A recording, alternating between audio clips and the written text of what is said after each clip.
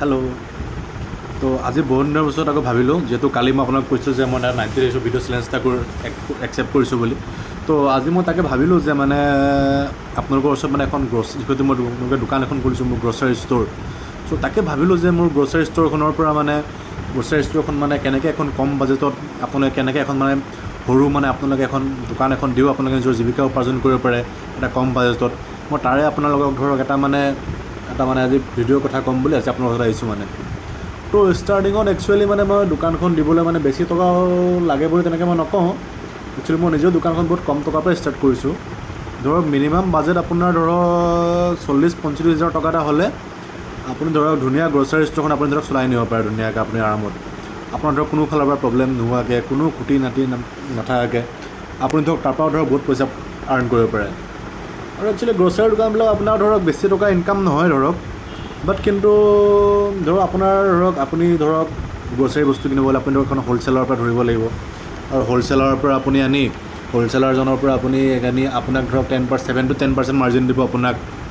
ধৰক আপুনি 100 টকা বস্তু কিনিলে আপোনাক ধৰক 10 টকা এটা প্ৰফিট থাকিব আপোনাৰ তাত। আপুনি যদি 500 টকা বস্তু বেচে তেতিয়া আপোনাক 50 টকা এটা পাব। আপুনি যদি 1000 টকাৰ বস্তু বেচে তেনে আপুনি ধৰক 1000 টকা আপুনি 100 টকা এটা লাভ থাকিব। তেনেকুৱা আৰু ধৰক বেছি প্ৰফিট নাথাকে। কিন্তু আপুনি এটা কথা, আপুনি যদি গ্ৰ'চাৰী ষ্ট'ৰ যদি সৰু এখন টাউনত খোলে, মিনিমাম ইনভেষ্টমেণ্ট আপুনি 40-50 হাজাৰ টকা যদি আপুনি কৰে, আপোনাৰ তাত মিনিমাম আপুনি ধৰক প্ৰফিট থাকিব মানে ডেইলি আপোনাৰ।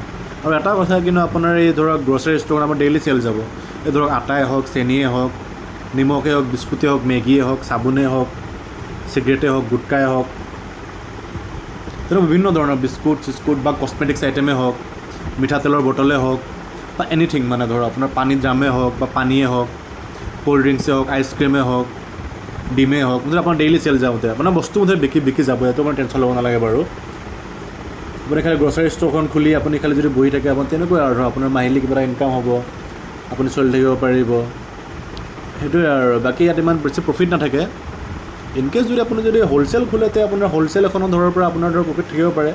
বাট আপুনি ৰিটেইলখনতো আপুনি যদি কিবা খোলে ধৰক 40-50 হাজাৰ টকা, তেতিয়া আপুনিও ধৰক কিবা এটা ভাল লোকেশ্যন চাই যদি আপুনি যদি খোলে আপোনাৰ সৰু এখন টাউনত, তেনেকৈ আপুনিও ধৰক প্ৰফিটত থাকিব পাৰে আৰু। আপুনি যদি মোৰ দোকানখন চাই হৈছে, আপোনাৰ আজি মোৰ দোকানখনৰ পৰা দেখাই দিব বিচাৰিম কি কি বস্তু ৰাখিছোঁ, কি কি বস্তু ৰখা নাই। তাকে মই দোকান এখন খুলি লৈছোঁ, বহিলোঁ, কাৰণ ভাবিলোঁ আপোনালোকৰ ভিডিঅ' কথাটো শ্বেয়াৰ কৰোঁ, যাতে আপোনালোকে মোৰ পৰা কিবা এটা শিকিব পাৰে বা কি হয় নহয়, বিজনেছটো কেনেকুৱা হয়, কেনেকৈ কি হয় বিজনেছটো। তাকে তেনেকুৱাই আৰু। তাকে আপোনাক ভাবিলোঁ ভিডিঅ' এটা দিলোঁ।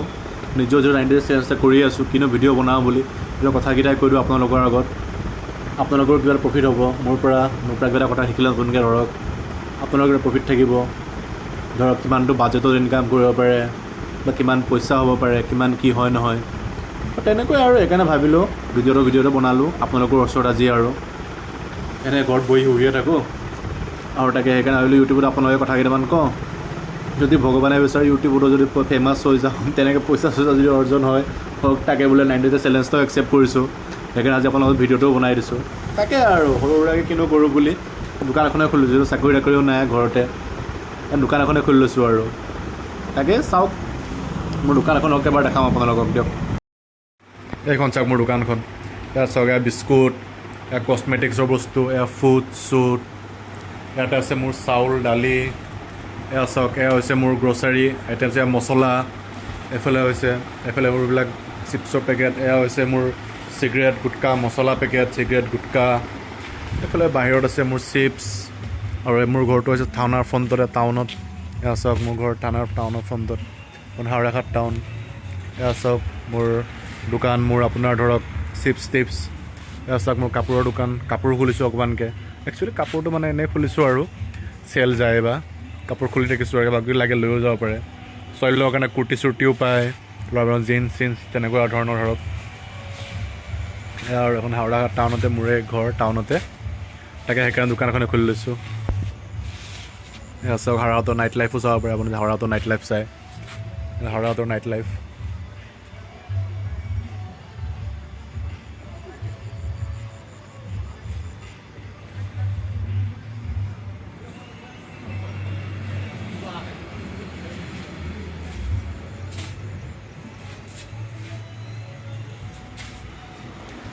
এইফালে মোৰ মিঠাতেলৰ বটল চাওক, এফালে মই মোকতো দেখিলে।